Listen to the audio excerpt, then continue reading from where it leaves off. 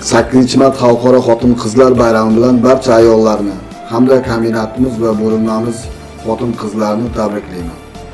Ularga uzoq umr, sihat, salomatlik va kelgusi ishlarida omad tilab qolaman. Aql zakovatda, mehr oqibatda tengsiz bo'lgan o'zbegim ayollari. Sizning sabr va qanoatingiz oldida hamisha ta'zimda bo'lganmiz. Bahor faslining eng go'zal ayyomlaridan biri 8-mart bayrami bilan samimiy qutlaymiz.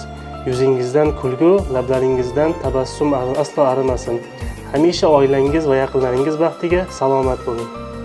Ayolni e'zozlash, unga ehtirom, hurmat ko'rsatish xalqimizga xos ulug' xislatlardan biridir.